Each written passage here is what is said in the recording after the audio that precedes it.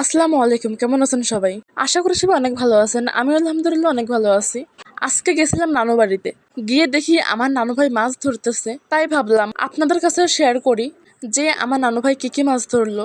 আমার নানু ভাই কিন্তু আজকে অনেক মাছ ধরেছিল, আর এখানে কিন্তু আমার নানু ভাই মাছ উঠিয়ে নিয়ে আসছিল। আর আপনারা আমার ভিডিওটা কে কোন কোন জেলা থেকে দেখতেছেন আমাকে কিন্তু অবশ্যই কমেন্ট বক্সে জানাতে ভুলবেন না। আর এদিকে কিন্তু আমার নানু মাছের সঙ্গে যুদ্ধ করতেছিল। মাছ পটে পানি থেকে উঠতেই যাচ্ছিল না। আর মাছগুলো কিন্তু এই ড্রাম থেকে ধুয়ে ধুয়ে অন্য একটা ড্রামে রাখা হচ্ছিল পরিষ্কার করে। আর এই ড্রামের ভিতরে কিন্তু দুটো মাছ ধোয়া ছিল, একটা রুই মাছ আর একটা আমেরিকান রুই মাছ। আমেরিকান রুই মাছকে কিন্তু আমি আগে লাল মাছ বলতাম, তারপর টেবা টেবা বলেও ডাকতাম, কারণ মাছগুলোর কালার তো লাল হয়, সেজন্য আমি সবসময় লাল মাছ বলেই ডাকতাম।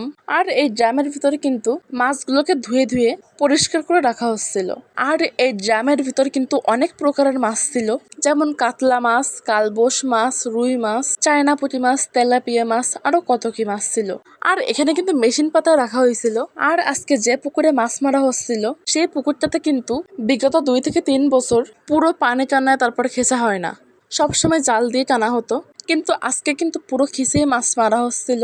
আর আপনারা যারা এখনো পর্যন্ত আমার ইউটিউব চ্যানেলটা সাবস্ক্রাইব করেননি তারা কিন্তু এখনই গিয়ে আমার ইউটিউব চ্যানেলটা সাবস্ক্রাইব করে দিন। আর যারা এখনো পর্যন্ত আমার ফেসবুক পেজটাও ফলো করেননি তারা কিন্তু এখনই আমার ফেসবুক পেজটাও ফলো করে দিন। আর ভিডিওটা ভালো লাগলে কিন্তু অবশ্যই একটা লাইক দিয়ে পাশে থাকবেন। আর ড্রামটাও কিন্তু আস্তে আস্তে ভরে আসছিল। আর এই হাড়ির ভিতরে কিন্তু গলদা চিংড়ি আর ট্যাংরা মাছ রাখা হয়েছিল। আর এই ড্রামের ভিতরে কিন্তু সব সাইজের মাছই ছিল, বড় ছোট মাঝারি। আর এবার কিন্তু নানু লাস্ট বার জাল টানতেছিল।